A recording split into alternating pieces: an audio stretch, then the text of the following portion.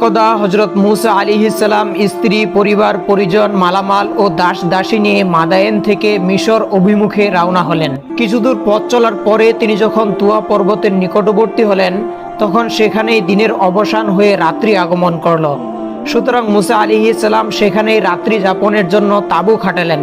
তার অদূরে তুর পর্বত অবস্থিত ছিল। এ সময় হযরত মূসা আলাইহিস সালামের বিবি সফুরা অন্তঃসত্ত্বা ছিলেন। ঘটনাক্রমে ওই দিনই তার প্রসব বেদনা আরম্ভ হলো এবং সন্ধ্যার পরে তিনি একটি পুত্র সন্তান প্রসব করলেন। ক্রমে সেই রাত্রিটি তাদের জন্য ভীষণ দুর্যোগপূর্ণ হয়ে উঠল। গাঢ় মেঘে চতুর্দিক অন্ধকার হয়ে আসলো এবং দেখতে দেখতে প্রবল বৃষ্টি ও বাতাস শুরু হয়ে গেল। হিমেল বাতাসে মূসা আলাইহিস সালামের স্ত্রী সফুরা কাঁপতে লাগলেন। এদিকে তাঁবুতে কোনো আগুনেরও ব্যবস্থা ছিল না। হযরত মূসা আলাইহিস সালামের নিকট চকমকি পাথর ছিল। তিনি তার সাহায্যে কয়েকবার আগুন জ্বালানোর চেষ্টা করলেন, কিন্তু বারবার চেষ্টা করেও তিনি ব্যর্থ হলেন। অথচ অন্ধকার দূর করার জন্য এবং বিবি সফুরার শরীরে উত্তাপ সঞ্চয়ের জন্য আগুনের একান্ত প্রয়োজন ছিল। নিকটে কোনো লোকালয়ও ছিল না যে সেখান থেকে আগুন চেয়ে নিয়ে আসা যাবে। তখন হযরত মূসা আলাইহিস সালাম আগুন সংগ্রহের চিন্তায় ব্যতিব্যস্ত হয়ে পড়লেন। এই সময় তিনি তুর পর্বতের দিকে দৃষ্টিপাত করলেন। তিনি দেখতে পেলেন তুর পর্বতে আগুনের মতো কিছু একটা দেখা যাচ্ছে। তখন তিনি সঙ্গীগণকে বললেন, তোমরা একটু এখানে অপেক্ষা করো, আমি এক স্থানে আগুনের সন্ধান পেয়েছি, দেখি সেখান থেকে কিছুটা আগুন নিয়ে আসা যায় কিনা। যদি সেখান থেকে কিছুটা আগুন নিয়ে আসা যায়, তাহলে আমরা সেই আগুনের দ্বারা শীত নিবারণ করতে পারবো। অথবা দেখি সেই আগুনের নিকটে কোনো লোক পাওয়া যায় কিনা, যার কাছে আমরা সঠিক পথের সন্ধান জিজ্ঞাসা করতে পারি। এই বলে হযরত মূসা আলাইহিস সালাম সেই আলোর পানে ধাবিত হতে লাগলেন। তিনি যখন তুর পর্বতে গিয়ে উপনীত হলেন, তখন আল্লাহ রাব্বুল আলামিনের তরফ থেকে অদৃশ্য ওহী আসলো।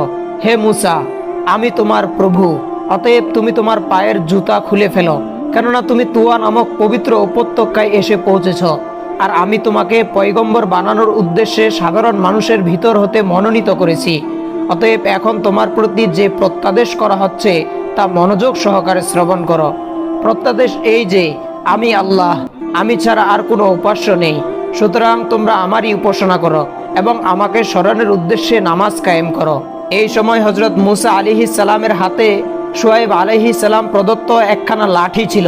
আল্লাহ রাব্বুল আলামিন হযরত মূসা আলাইহিস সালামকে জিজ্ঞাসা করলেন, হে মূসা, তোমার ডান হাতে ওটা কি? হযরত মূসা আলাইহিস সালাম জবাব দিলেন, এটা আমার লাঠি। আমি এই লাঠির উপর ভর দিয়ে চলি এবং বকরি চড়াই, গাছের পাতা বকরিকে পাড়িয়ে খাওয়াই। এছাড়াও আমি এই লাঠি দিয়ে অনেক কাজকর্ম করি। এরপর আল্লাহ রাব্বুল আলামিন বললেন, হে মূসা, তোমার লাঠিখানা মাটিতে ফেলে দাও। হযরত মূসা আলাইহিস সালাম আল্লাহ রাব্বুল আলামিনের হুকুম পেয়ে লাঠি মাটিতে ফেলে দিলেন। সঙ্গে সঙ্গে সেই লাঠিখানা একটি বিরাট অজগর সাপে পরিণত হলো। হযরত মূসা আলাইহিস সালাম সেই সাপ দেখে অত্যন্ত ভীত সন্ত্রস্ত হয়ে পড়লেন। তখন আল্লাহ রাব্বুল আলামিন তাকে বললেন, হে মূসা, তুমি ভীত হইও না, তুমি তোমার লাঠিখানা হাতে তুলে নাও। হযরত মূসা আলাইহিস সালাম আল্লাহ রাব্বুল আলামিনের কথা মতো সেই সাপটিকে ধরার জন্য হাত বাড়ালেন।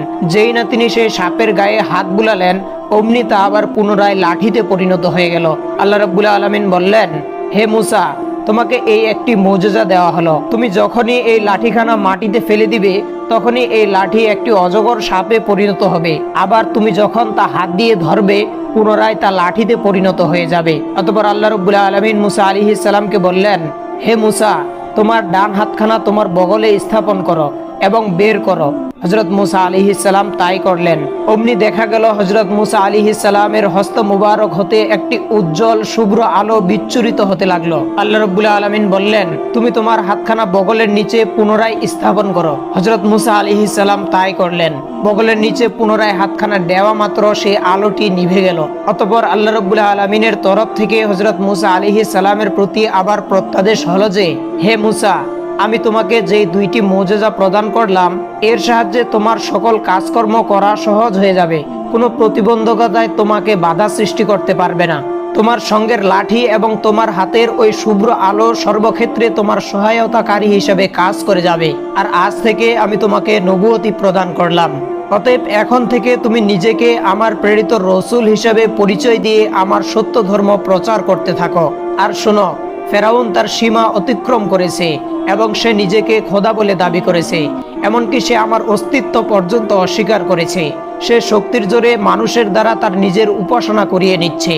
তোমার প্রতি আমার নির্দেশ এই যে ফেরাউনের নিকট উপস্থিত হয়ে আমার খাঁটি দ্বীনের হুকুম ও বিধিবিধান তার সম্মুখে তুলে ধরো এবং তাকে আমার দ্বীনের পথে আহ্বান জানাও এবং তার খোদাই দাবির অসারতা, অপরাধ এবং অযৌক্তিকতা বুঝিয়ে দিয়ে তাকে তওবা করার জন্য আপ্রাণ চেষ্টা করতে থাকো।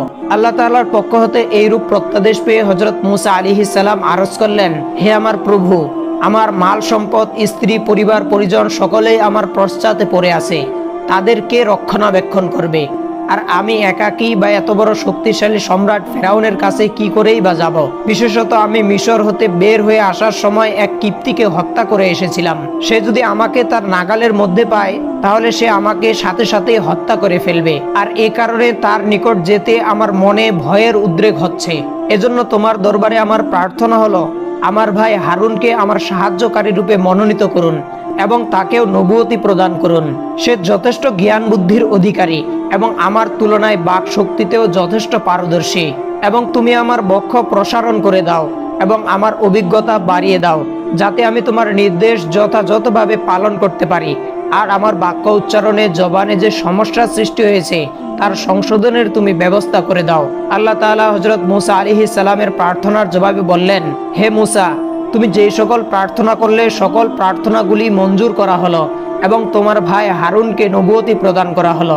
আর তুমি তোমার স্ত্রী ও মালামাল নিয়ে কোনো চিন্তা করিও না, আমি তোমার স্ত্রী ও মালামালগুলি সংরক্ষণের ব্যবস্থা করব। হযরত মুসা আলাইহিস সালাম আল্লাহ রাব্বুল আলামিনের আদেশ পেয়ে তুর পর্বত হতে অবতরণ করে সেখান থেকে মিশর অভিমুখে যাত্রা করলেন।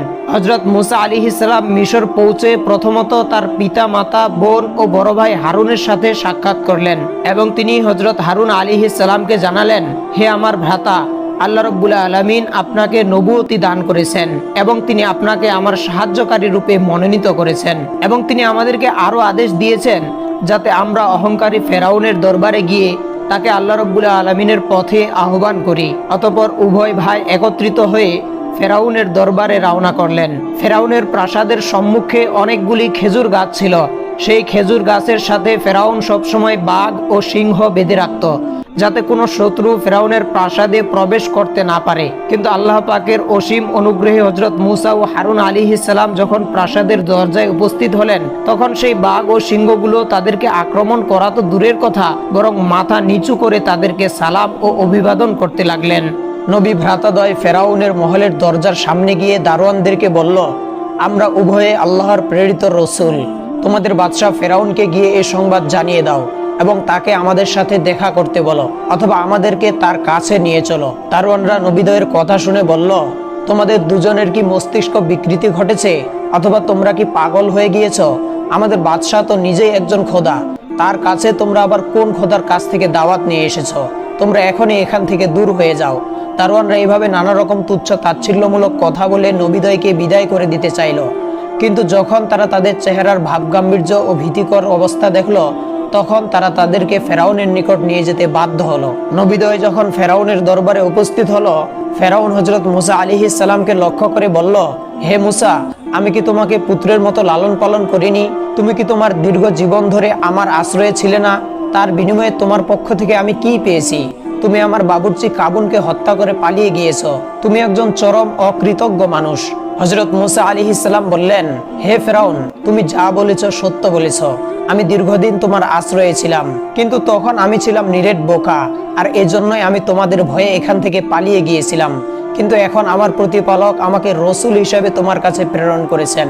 ফেরাউন বলল, কে সেই তোমার প্রতিপালক যে তোমাকে রসুল ও পয়গম্বর হিসেবে প্রেরণ করেছে? হযরত মুসা আলাইহিস সালাম বললেন, যিনি আসমান এবং জমিন ও এত দুভয়ের মাঝে যা কিছু রয়েছে সবকিছুর সৃষ্টিকর্তা ও পালনকর্তা, তিনি আমাকে রসুল করে তোমার নিকট পাঠিয়েছেন। এই কথা শুনে ফেরাউন পরিষদবর্গের দিকে তাকিয়ে বলল, তোমরা কি শুনেছ সে কি বলে? সে নাকি কোন এক প্রভুর দাওয়াত নিয়ে তোমাদের কাছে এসেছে, আর সে দাবি করছে যে সে তোমাদের পূর্বপুরুষদের তুলনায় অনেক বেশি জ্ঞানী। আমার তো মনে হয় নিশ্চিতভাবে তার মস্তিষ্ক বিকৃতি ঘটেছে এবং সে পাগল হয়ে গিয়েছে। হযরত মুসা আলাইহিস সালাম বললেন, আমি মোটেও পাগল নই, বরং পূর্ব ও পশ্চিম এবং এত দুভয়ের মধ্যস্থিত যাবতীয় বস্তুর সৃষ্টিকর্তা আল্লাহ রাব্বুল আলামিনই আমাকে তোমাদের নিকট রসূল রূপে প্রেরণ করেছেন। ফেরাউন বলল, হে মুসা, তুমি যদি উপযুক্ত প্রমাণ ব্যতীত আমাকে ছাড়া অন্য কাউকে প্রভুরূপে প্রমাণ করতে চাও এবং যদি সেই প্রমাণ তুমি দিতে না পারো, তাহলে তোমাকে আমি গ্রেপ্তার করব এবং এমন কঠিন শাস্তি দিব যা বিশ্ববাসীর জন্য দৃষ্টান্ত স্বরূপ হয়ে থাকবে। হযরত মূসা আলাইহিস সালাম বললেন, হে ফেরাউন, তুমি তোমার এই অহংকারীপূর্ণ কথা পরিত্যাগ করো এবং তুমি তোমাকে অজ্ঞতাবশত খোদাই দাবি করছো, এই দাবিও পরিত্যাগ করো। তুমি একজন সৃষ্টি জীব, তুমি কোনোদিন খোদা হতে পারো না। হে ফেরাউনের পরিষদবর্গ, আল্লাহ তাআলা তোমাদের কাছে আমাকে তার রসুল রূপে প্রেরণ করেছেন সত্য ও খাঁটি ধর্ম প্রচার করার জন্য। অতএব হে ফেরাউন, তুমি স্বীকার করে নাও লা ইলাহা ইল্লাল্লাহু মূসা কালিমুল্লাহ। ফেরাউন বলল, আমি যদি তোমার এই কালেমা পাঠ করি তবে তোমার আল্লাহর নিকট থেকে আমি কি পাবো? হযরত মূসা আলাইহিস সালাম বললেন, এই কালেমা মনে প্রাণে পাঠ করে আল্লাহ তাআলার প্রতি ঈমান আনলে আল্লাহ রাব্বুল আলামিন তোমাকে 3টি জিনিস দান করবেন। 1, চিরস্থায়ী যৌবন। 2, সারা দুনিয়ার রাজত্ব। 3, দীর্ঘ জীবন। এই 3টি জিনিসের বাইরে তুমি কিয়ামতের দিন কোনো হিসাব ছাড়াই জান্নাতে প্রবেশ করতে পারবে। হযরত মূসা আলাইহিস সালামের প্রতি আল্লাহ তাআলার নির্দেশ এই ছিল যে তিনি যেন ফেরাউনের সাথে একটু মোলায়েম ভাবে কথাবার্তা বলেন। এজন্যই হযরত মূসা আলাইহিস সালাম ফেরাউনের সাথে একটু নরম সুরে কথা বলছিলেন। এরপর হযরত মূসা আলাইহিস সালাম বললেন, হে ফেরাউন, আমি যেই কালেমার দাওয়াত তোমাকে দিলাম, তুমি এই কালেমার দাওয়াত গ্রহণ করার জন্য ভেবে দেখো। এই বলে হযরত মূসা আলাইহিস সালাম সেদিনকার মতো বিদায় গ্রহণ করলেন। মূসা আলাইহিস সালাম বিদায় হবার পরে ফেরাউন তার উজির হামানকে লক্ষ্য করে বলল, হামান, মূসার কথাবার্তা তো সবই শুনলে, এখন বলো দেখি আমার কি করা উচিত? হামান বলল, জাহাপানা, বেশ কিছুদিন ধরেই আপনি খোদাই দাবি করে আসছেন এবং রাজ্যের শুধু বনি ইসরাইল ব্যতীত সকলেই আপনাকে খোদা বলে মেনে নিয়েছে এবং আপনার পূজা অর্চনা করে যাচ্ছে। তারপর এখন যদি আপনি আপনার খোদাই দাবি পরিত্যাগ করে মূসার খোদাকে খোদা বলে মেনে নেন, তবে রাজ্যের সকল প্রজাগুলি আপনাকে নিয়ে হাসতে থাকবে এবং তারা আপনাকে কোনো গুরুত্বই দিবে না। তখন আর আপনার মুখ লুকানোর জায়গা থাকবে না। অতএব আমার পরামর্শ এই যে আপনি কোনো ক্রমেই মূসার কথায় ভুলে নিজের মান সম্মান বিসর্জন দিয়ে তার খোদার প্রতি ঈমান আনবেন না। উজির হামানের এইরূপ পরামর্শে ফেরাউনের মন ঘুরে গেল। সে আবার পূর্বের ন্যায় কঠোর হয়ে গেল। পরবর্তী দিন হযরত মূসা আলাইহিস সালাম এবং তার ভাই হযরত হারুন আলাইহিস সালাম আবার ফেরাউনের দরবারে উপস্থিত হয়ে গেল। তখন ফেরাউন হযরত মূসা আলাইহিস সালামকে লক্ষ্য করে বলল, হে মূসা, তোমার নিকট তোমার খোদার কি প্রমাণ আছে? আর তুমি যে তার রসুল, তারই বা কি সাক্ষ্য প্রমাণ তোমার কাছে আছে? হযরত মূসা আলাইহিস সালাম ফেরাউনের প্রশ্নের জবাবে বললেন, আমি যদি তোমাকে প্রত্যক্ষ প্রমাণ পেশ করি তাহলে কি তুমি আমার আল্লাহর প্রতি ঈমান আনবে? ফেরাউন বলল, তুমি যদি সত্যবাদী হও তবে আগে তা পেশ করো, এরপর আমি ভেবেচিন্তে দেখব। তখন হযরত মূসা আলাইহিস সালাম তার হাতের লাঠিখানা মাটিতে ফেলে দিলেন আর সঙ্গে সঙ্গে সেই লাঠি একটি বিরাট অজগর সাপে পরিণত হলো এবং সেই সাপটি ফেনা উঁচিয়ে ফেরাউনের সিংহাসনের দিকে ধাবিত হতে লাগলো।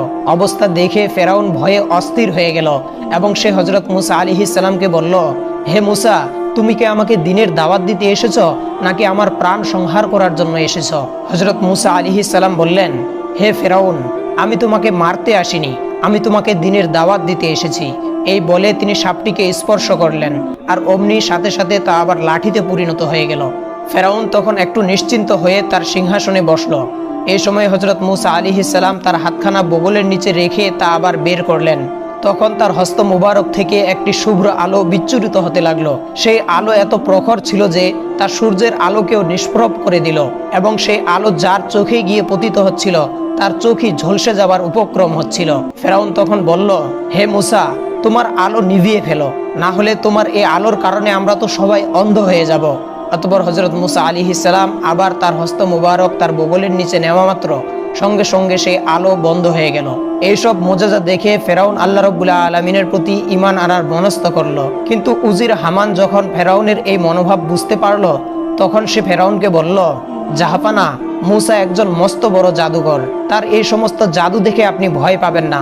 আপনার রাজ্যে মূসার মতো এবং তার চাইতেও অনেক বড় বড় জাদুকর রয়েছে, তাদের দ্বারাই আমরা মূসাকে পরাজিত করতে পারবো ও জব্দ করতে পারবো। হামানের কথা শুনে ফেরাউনের মনে আবার সাহস আসলো এবং তার মনের অবস্থা আবার পরিবর্তন হয়ে গেল। তখন সে হযরত মূসা আলাইহিস সালামকে বলল, হে মূসা, আমার রাজ্যে তোমার মতো অনেক জাদুকর রয়েছে, তুমি যদি তাদেরকে পরাজিত করতে পারো তবে আমি তোমার খোদাকে বিশ্বাস করব। হযরত মূসা আলাইহিস সালাম বললেন, আচ্ছা, তাহলে তাই হোক, এবার বলো কোন দিন তোমার জাদুকরদের সাথে আমাকে মোকাবেলা করতে হবে? ফেরাউন বলল, সামনেই আমাদের একটি উৎসবের দিন রয়েছে, সেই দিন অনেক মানুষ একত্রিত হয়, আর ওই দিনই তোমার সাথে আমার জাদুঘরেরা মোকাবেলা করবে। মুসা আলাইহিস সালাম বললেন, ঠিক আছে, তাহলে সেই কথাই রইল। এই বলে হযরত মুসা আলাইহিস সালাম ও হারুন আলাইহিস সালাম ফেরাউনের দরবার থেকে বিদায় হয়ে গেল।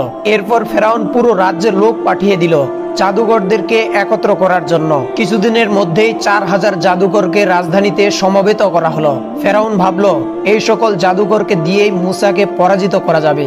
এরপর সে উপস্থিত জাদুঘরদেরকে লক্ষ্য করে বলল, হে জাদুঘরেরা, আমি প্রায় 300 বছর ধরে তোমাদেরকে লালন পালন করে আসছি, কিন্তু তার বিনিময়ে আমার ব্যক্তিগত কোনো কাজেই তোমাদেরকে কোনোদিন ডাকিনি। কিন্তু আজ আমার সামনে একটি ভয়াবহ বিপদ এসে উপস্থিত হয়েছে, আর সেই বিপদ থেকে আমাকে উত্তীর্ণ হতেই হবে। এজন্যই আমি তোমাদেরকে সমবেত করেছি। তোমরা প্রত্যেকেই সর্বশক্তি দিয়ে আমার বিপদ মুক্তির জন্য চেষ্টা করবে। মুসার কথা হয়তো তোমরা সকলেই জানো, সে একজন মস্ত বড় জাদুঘর। তবে আমার বিশ্বাস যে তোমাদের জাদুর শক্তির কাছে মুসার জাদু ধূলিসাৎ হয়ে যাবে। যদি তোমরা তোমাদের জাদু দিয়ে মুসাকে পরাজিত করতে পারো, তাহলে তোমাদের প্রত্যেককেই আমি এমন পুরস্কার দান করব যা তোমরা কল্পনাও করতে পারবে না। জাদুঘরেরা বলল, জাহাপানা, এজন্য আপনার মোটেও কোনো চিন্তা করার কারণ নেই। মুসা আর কতটুকুই বা জাদু জানে? আমাদের জাদুর সামনে তার জাদু ও কেরামতি সম্পূর্ণ বিফল ও ব্যর্থ হয়ে যাবে, আর তাকে আমাদের সামনে পরাজয় বরণ করতেই হবে। আপনি নিশ্চিত থাকুন, জয় আপনারই হবে। অতঃপর নির্দিষ্ট তারিখে ফেরাউনের নির্বাচিত 4000 জাদুঘর ময়দানে এসে উপস্থিত হলো। জাদু প্রদর্শনের জন্য একটি উপযুক্ত ও প্রশস্ত মাঠ নির্বাচন করা হয়েছিল। দেশের সকল মানুষ সেই মাঠে এসে উপস্থিত হলো। তারা আজ দেখতে এসেছে মুসা ও ফেরাউনের জাদুঘরদের মোকাবেলা, এবং তারা দেখতে চায় এই মোকাবেলায় কে পরাজিত হয় এবং কে জয়যুক্ত হয়। হাজার হাজার লোকে ময়দান গমগম করতে লাগলো। এমন সময় হযরত মুসা আলাইহিস সালাম তার লাঠিখানা হাতে নিয়ে সেই ময়দানে উপস্থিত হলেন। ফেরাউন তার প্রধানমন্ত্রী হামান ও সভাসদ বর্গ সহ পূর্বেই যথাস্থানে আসন গ্রহণ করেছিল। জাদুঘরেরা ও হযরত মুসা আলাইহিস সালাম সামনাসামনি দাঁড়ালো।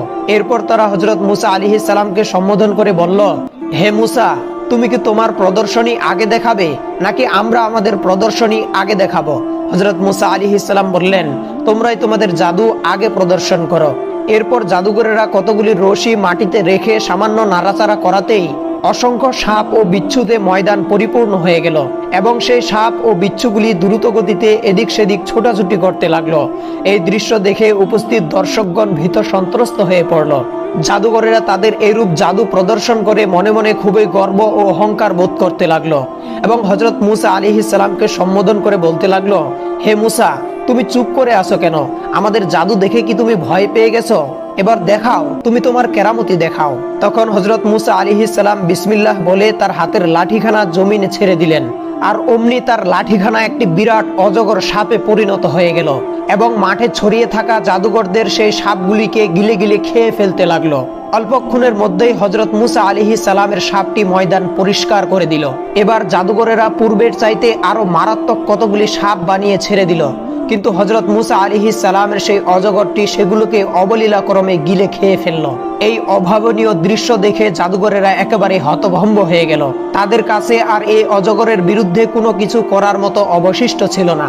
হযরত মুসা আলাইহিস সালামের সাপটির ক্ষুধা যেন নিবৃত্তই হচ্ছে না, তাই সে ক্রমেই উগ্র ও রুদ্র মূর্তি ধারণ করতে লাগলো।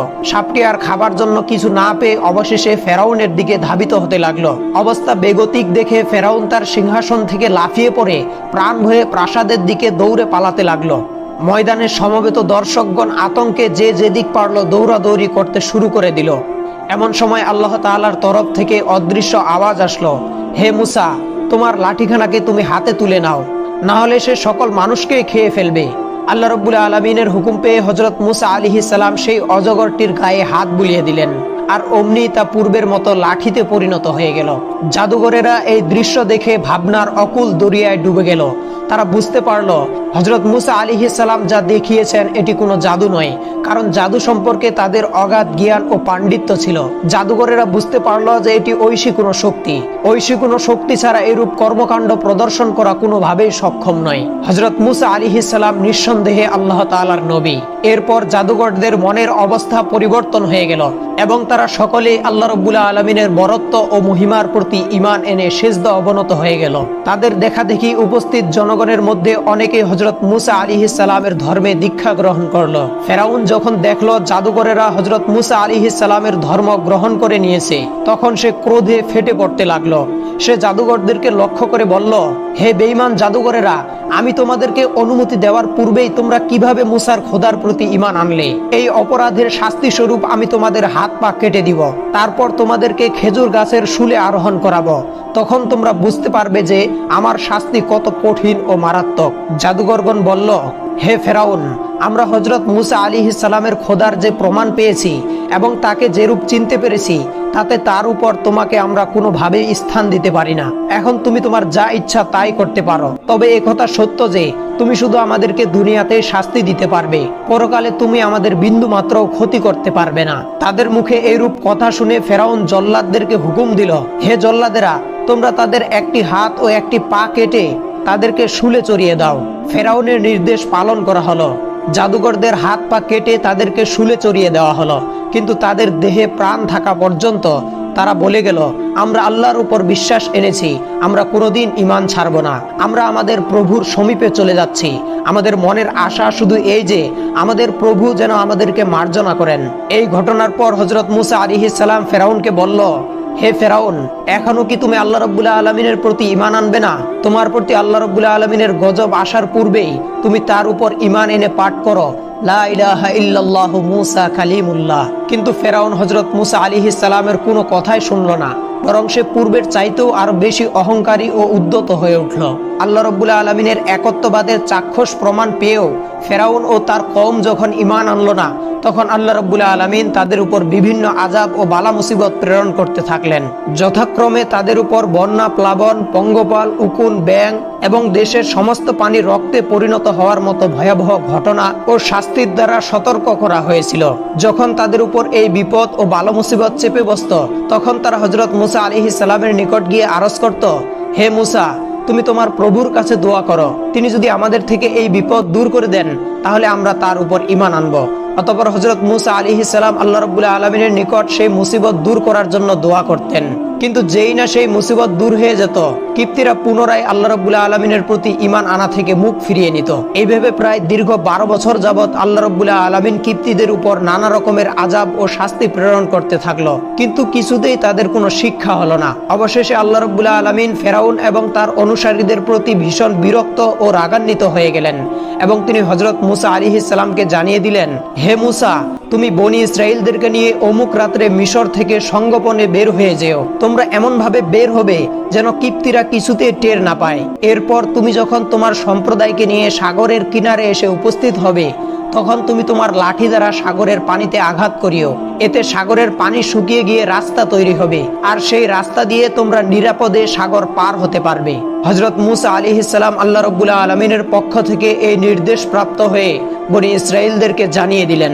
অতঃপর একদা বনি ইসরাইলীদের নিয়ে হযরত মুসা আলাইহিস সালাম রাতের চাঁদ উদিত হবার সাথে সাথে রওনা হয়ে গেলেন। তাফসীরবিদ হযরত মুজাহিদ রাহমাতুল্লাহি আলাইহির মতে সেই রাত্রে চন্দ্রগ্রহণ ছিল, বিধায় কিছুটা অন্ধকার ছিল। সেই সুযোগে হযরত মুসা আলাইহিস সালাম বনি ইসরাইলীদের নিয়ে বের হয়ে যান।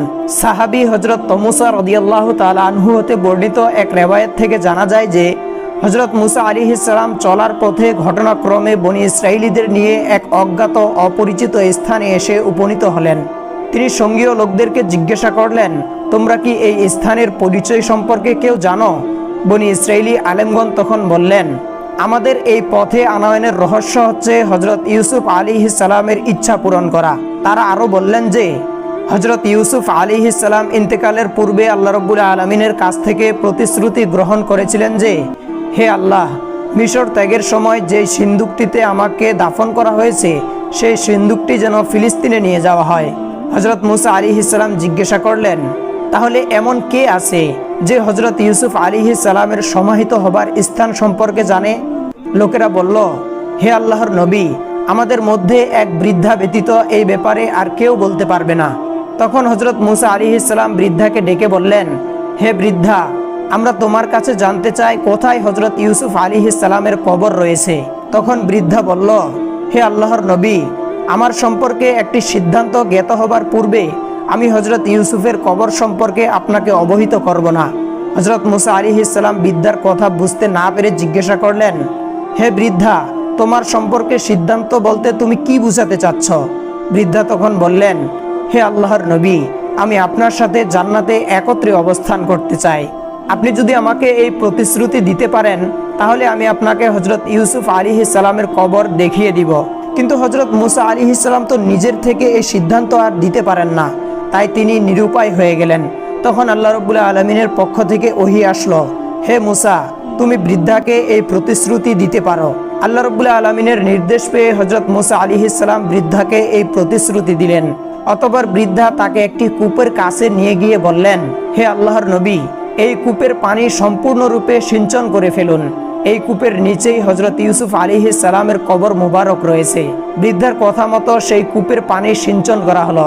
এরপরে দেখা গেল হজরত ইউসুফ আলাইহিস সালামের লাশ মুবারক একটি সিন্দুকে রেখে সমাহিত করা হয়েছে। অতঃপর সেই সিন্দুকটিকে উপরে উঠানো হলো এবং লাশ ভর্তি সিন্দুক নিয়ে হজরত মুসা আলাইহিস সালাম বনি ইসরাইলদের সহ পথ চলতে লাগলেন। তাদের পথ চলাকালে এই লাশ থেকে এত নূর বিচ্ছুরিত হচ্ছিল যেন সূর্যের আলো বিকিরিত হচ্ছে। হযরত মুসা আলাইহিস সালাম বনি ইসরাইলদের নিয়ে দ্রুত গতিতে লোহিত সাগরের দিকে অগ্রসর হচ্ছিলেন। এদিকে ভোর হলে কিপ্তিরা বনি ইসরাইলীদের বাড়িঘরে গিয়ে দেখতে পেল বনি ইসরাইলীদের কোনো চিহ্ন মাত্র নেই। তখন তারা বুঝতে পারলো যে বনি ইসরাইলীরা মিশর ত্যাগ করেছে। বিষয়টি তারা দ্রুত ফেরাউনকে অবহিত করলো। খবর শুনে ফেরাউন উত্তেজিত হয়ে উঠল। অতঃপর সে উপস্থিত লোকজন ও তার সৈন্যদের মধ্যে উত্তেজনা সঞ্চারের লক্ষ্যে বলল, হে কিপ্তিরা, বনি ইসরাইলীরা প্রতারণা করে আমাদের থেকে পালিয়ে যাচ্ছে। আমাদের উপর আবশ্যক হলো তাদেরকে পাকড়াও করে কঠিন শাস্তি প্রদান করা। আমার হুকুম হলো এখনই আমার সকল সৈন্য সামন্ত প্রস্তুত হয়ে নাও এবং বনি ইসরাইলীদেরকে পাকড়াও করার জন্য অস্ত্রে শস্ত্রে সজ্জিত হয়ে যাও। ফেরাউনের হুকুম পেয়ে তার সৈন্যরা অস্ত্রে শস্ত্রে সুসজ্জিত হয়ে রাজ আজ্ঞামতো নির্দিষ্ট স্থানে এসে সমাবেত হলো। অতঃপর বিশাল এক সৈন্যবাহিনী নিয়ে ফেরাউন হযরত মুসা ও বনি ইসরাইলীদের পিছু ধাওয়া করতে শুরু করলো। তারা খুব দ্রুত পথ অতিক্রম করছিল। কোথাও সামান্যতম বিরতির চিন্তাও তাদের মনে জাগ্রত হচ্ছিল না, কারণ তারা জানতো যাত্রা বিরতি করলে শিকার হাতছাড়া হয়ে যাবে, আর তারা বনি ইসরাইলীদেরকে কোনোভাবেই হাতছাড়া করতে চাচ্ছিল না। ইতিমধ্যে হযরত মুসা আলাইহিস সালাম বনি ইসরাইল সহ লোহিত সাগরের তীরে উপনীত হয়েছেন। বনি ইসরাইলীরা পিছনে তাকিয়ে দেখল ফেরাউন পঙ্গপাল সম জনবল সৈন্য সামন্ত সহ তাদের পিছনে পিছনে অগ্রসর হচ্ছে। এই পরিস্থিতিতে বনি ইসরাইলীরা নিদারুণ হতাশায় নিমজ্জিত হয়ে পড়ল। যেইভাবে এবং যেই সংখ্যক সশস্ত্র বাহিনী তাদের দিকে ধেয়ে আসছে, তাতে বনি ইসরাইলীরা চিন্তা করতে লাগলো আজ তাদের মৃত্যু সুনিশ্চিত। ফেরাউন ও তার সম্প্রদায়ের কবল থেকে মুক্তি লাভের আশায় মিশর ত্যাগ করেছিল বটে, কিন্তু যে পরিস্থিতির উদ্ভব হয়েছে তাতে তো তাদের নিজেদের অস্তিত্ব এখন সংকটাপন্ন হয়ে পড়েছে। পেছনে ফেরাউন ও তার লক্ষ লক্ষ সৈন্যবাহিনী, আর সামনে উত্তাল লোহিত সাগর। পালানোর তো আর কোনো জায়গায় বাকি নেই। তারা নিরতিশয় বিচলিত হয়ে হযরত মুসা আলাইহিস সালামকে বললেন, হে মুসা, আমরা তো ধরা পড়ে গেলাম। এতদিন আমাদের উপর কিপ্তিরা জুলুম অত্যাচার করলেও প্রাণে বেঁচে রেখেছিল। আজ তো আর আমাদের কোনো রক্ষাই হবে না। আজকে সবাইকে তারা কচুকাটা করে ছাড়বে। যদি কাউকে বাঁচিয়ে রাখে তাকেও গোলাম বানিয়ে রাখবে। এহেন অবস্থায় হযরত মুসা আলাইহিস সালাম নিঃশঙ্ক ও নির্বিকার, কারণ তিনি জানতেন যা কিছু তিনি করেছেন তা আল্লাহর নির্দেশ ক্রমেই করেছেন। সুতরাং মহাকুদরতের অধিকারী সর্বোপরি মহাবিজ্ঞ আল্লাহ এ সংকটজনিত পরিস্থিতি থেকে তাদেরকে উত্তরণের জন্য অবশ্যই সহায়তা করবেন। তাই তিনি আস্থা সহকারে বনি ইসরাইলীদেরকে লক্ষ্য করে বললেন, হে বনি ইসরাইলীরা, ভয় করো না, আল্লাহ আমাদের সঙ্গে আছেন। তিনি অবশ্যই আমাদেরকে পথ প্রদর্শন করবেন।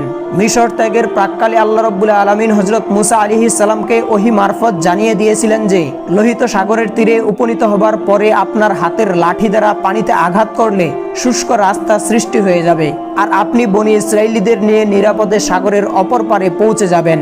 কিন্তু লোহিত সাগরের তীরে পৌঁছে হযরত মুসা আলাইহিস সালাম সেই কথা বেমালুম ভুলে গেলেন। ফলে তিনি করণীয় স্থির করতে পারছিলেন না। অন্যদিকে ধরা পড়ার ভয়ে বনি ইসরাইলীরা আত্মচিৎকার করছিল, কেননা তারা তো পেছনে সাক্ষাৎ যমদূত দেখতে পাচ্ছিল। এইরূপ অবস্থায় আল্লাহ পাক মেহেরবানি করে পুনরায় হযরত মুসা আলাইহিস সালামকে ওহীর মাধ্যমে জানিয়ে দিলেন, হে মুসা, তুমি তোমার হাতের লাঠি দ্বারা সাগরের উপর আঘাত করো। ওহী প্রাপ্তির পর হযরত মূসা আলাইহিস সালাম তার হাতের লাঠি দ্বারা সাগরের পানিতে আঘাত করলেন, আর সাথে সাথে সাগরের পানি বিদীর্ণ হয়ে বনী ইসরাইলের 12টি গোত্রের জন্য 12টি রাস্তা তৈরি হয়ে গেল এবং পানির রাস্তার উভয় পার্শ্বে বরফের ন্যায় কঠিন পদার্থের আকার ধারণ করে পর্বত সাদৃশ্য হয়ে দাঁড়িয়ে থাকলো। দেখলে মনে হয় যেন দুদিকে পাহাড় আর মাঝখানে রাস্তা। আল্লাহ পাকের অপার কুদরতের লোহিত সাগরের মাঝ দিয়ে সৃষ্ট পথে হযরত মূসা আলাইহিস সালামের নির্দেশে 12টি গোত্র একটি রাস্তা ধরে নেমে পড়ল। রাস্তাগুলোর মাঝখানের শক্ত বরফ সদৃশ্য পানিকে আল্লাহ রাব্বুল আলামিন এমন করে দিয়েছিলেন যে যাতে রাস্তা অতিক্রমকারীরা পরস্পরকে দেখতে পায় এবং পরস্পরের সাথে কথা বলতে পারে ও পথ অতিক্রম করতে পারে এবং অতি দ্রুত তারা লোহিত সাগরের অপর পারে গিয়ে উঠতে সক্ষম হয়। বনী ইসরায়েলিরা খুব দ্রুত সেই রাস্তা ধরে পথ চলছিল, আর ওদিকে পিছন থেকে ফেরাউনের লোক লস্কর সহ লোহিত সাগরের পারে এসে পৌঁছে যায়। সাগর পারে পৌঁছে সাগরের সৃষ্ট পথের সাদৃশ্য অবলোকন করে তারা বিস্ময়াভূত হয়ে পড়ল, কারণ এমন পথ মানব কল্পনার অতীত ছিল, যা কেউ কোনোদিন স্বপ্নেও কল্পনা করতে পারেনি, যা আজ তারা বাস্তবে দেখতে পাচ্ছে। অন্তহীন বিস্ময়ে তারা বিমূঢ় হয়ে দাঁড়িয়ে রইল, কারো মুখ থেকে কোনো কথা বেরুচ্ছে না। এক অভাবনীয় দৃশ্য অবলোকনে তারা ঠায় দাঁড়িয়ে আছে। তখন ফেরাউন ভাবনায় পড়ে গেল যে এটা কি মুসার জাদু না তার মুজিজার সৃষ্টি। যদি লোকজন মনে করতে থাকে যে এটা মুসার মুজিজার সৃষ্টি, তাহলে তারা মুসার প্রতি ঈমান এনে বসবে, আর যদি তাই হয় তাহলে তো আমার এতদিনকার খোদাই দাবি মুহূর্তেই ধূলিসাৎ হয়ে যাবে। ফলে জনগণের কাছে আমাকে ভীষণভাবে লজ্জিত হতে হবে। কাজেই এক্ষেত্রেও সে প্রতারণার আশ্রয় নিল এবং সে তার সৈন্য সামন্তদেরকে লক্ষ্য করে বলল, তোমরা দাঁড়িয়ে দেখছো কি? যা কিছু দেখতে পাচ্ছ এটা আমারই সৃষ্টি। আমার ভয়ে ভীত হয়ে সাগর স্বীয় বক্ষ বিদীর্ণ করে পথ করে দিয়েছে, সুতরাং তোমরা সবাই সামনে অগ্রসর হও। অভিশপ্ত ফেরাউন মুখে এইসব কথা বললেও তার মনে এই ভয় হচ্ছিল যে যদি মুসার সৃষ্ট পথ ধরে সৈন্য সামন্ত নিয়ে সাগরে নেমে পড়ি আর সাগরের পানি যদি মিলিত হয়ে যায়, তবে তো সৈন্য সামন্ত লোকজন সহ আমাকেও সলিল সমাধি পেতে হবে। এই ভয়ে সে মুখে যাই বলুক না কেন সাগরে নামতে ভয় পাচ্ছিল। সাগরে না নামলে তো আর আল্লাহ রাব্বুল আলামিনের ইচ্ছা পূরণ হবে না। তাই আল্লাহ পাকের আদেশে হযরত জিবরাইল আলাইহিস সালাম মানুষ বেশে এক ঘটকের উপর সাওয়ার হয়ে ফেরাউনের ঘটকের সামনে উপস্থিত হয়ে গেল। ফেরাউনের ঘটক জিবরাইল আলাইহিস সালামের ঘটকিকে দেখে তার কাছে অগ্রসর হতে উৎসুক হয়ে পড়ল। অতঃপর জিবরাইল আলাইহিস সালাম তার ঘটকিকে সাগরে সৃষ্ট পথে চালিত করে দিলেন। অমনি ফেরাউনের ঘটকও তাকে অনুসরণ করে সাগরের পথে নেমে পড়ল। ফেরাউন তার ঘোড়ার লাগাম টেনে ধরে তাকে থামাতে চেষ্টা করল, কিন্তু সে তাকে থামাতে ব্যর্থ হলো। ফলে তার ঘটক তাকে নিয়ে সাগরের রাস্তায় ঝাঁপিয়ে পড়ল। সৈন্য সামন্ত ও লোকজনও তাকে অনুসরণ করল। বনী ইসরাইলগণ এই দৃশ্য দেখে অত্যন্ত আতঙ্কিত হয়ে পড়ল, কেননা রাস্তাগুলো তখনও অক্ষুণ্ণ ছিল। তদুপরি ফেরাউন ও তার সৈন্যরা ছিল অশ্বারোহী, আর বনী ইসরাইলিরা সকলেই ছিলেন পদাতিক ও নিরস্ত্র। সুতরাং ফেরাউনের সেনাদলের হাতে যদি তারা ধরা পড়ে তারা নিঃশেষ হয়ে যাবে, এই ভয়ে তারা ভীষণ কাতর ও উদ্বিগ্ন হয়ে উঠল। যখন ফেরাউনের সকল সৈন্য সামন্ত সাগরের সে রাস্তায় নেমে পড়ল, আর একটি সৈন্য বাকি রইল না, আর ওদিকে বনী ইসরাইলিরা সকলে সাগরের অপর তীরে উঠে পড়ল। ঠিক সেই মুহূর্তে সাগরের পানি উঁচু উঁচু পর্বত সম হয়ে ফেরাউন ও তার সৈন্যদের উপর আছড়ে পড়তে লাগলো। জলোচ্ছ্বাসের মতো হৃদয় কাঁপানো গর্জনে সেগুলি ফেরাউনের সৈন্যদের উপর আছড়ে পড়ছিল। ফেরাউন ও তার সৈন্যরা বাঁচাও বাঁচাও বলে চিৎকার করছিল, কিন্তু আল্লাহর শাস্তি থেকে তাদেরকে বাঁচানোর জন্য আর কেউ ছিল না। ফেরাউন যখন সাগরে নিমজ্জিত হচ্ছিল, তখন সে আল্লাহর আযাবের ফেরেশতাদের দেখতে পাচ্ছিল। অতঃপর সে আল্লাহর প্রতি ঈমান স্থাপন করে বলল, আমি ঈমান আনছি তার উপর যার উপর বনী ইসরাইলিরা ঈমান এনেছে। কিন্তু তখন আল্লাহ রাব্বুল আলামিন বললেন, এখন আমার উপর ঈমান আনছো, কিন্তু এর পূর্ব মুহূর্তে তুমি ছিলে একজন নফরমান, তুমি তো ফাসাদ সৃষ্টিকারীদের অন্তর্ভুক্ত। বনী ইসরাইলিগণ সাগরের অপর পারে দাঁড়িয়ে ফেরাউন ও তার সৈন্য সামন্তদের নিমজ্জিত হবার দৃশ্য অবলোকন করছিল। এই দৃশ্য দেখে তারা আল্লাহু আকবার ধ্বনিতে আকাশ বাতাস মুখরিত করে তুলল, যেন তারা নতুন জীবন ফিরে পেয়েছে। এই বোধ শক্তি তাদেরকে আল্লাহর শুকরগুজারি হওয়ার জন্য উদ্বুদ্ধ করলো। আর এইভাবেই আল্লাহর নফরমান বান্দা ও অহংকারী বাদশা ফেরাউন সাগরের পানিতে নিমজ্জিত হয়ে চিরদিনের জন্য নিঃশেষ হয়ে গেল। প্রিয় দর্শক, এটিই ছিল একজন অহংকারী ও আল্লাহর নফরমান বান্দার সর্বশেষ পরিণতি। আল্লাহ রাব্বুল আলামিন আমাদেরকে তার নফরমানি থেকে ও সকল প্রকার গুনাহ থেকে হেফাজত করুন। আমিন।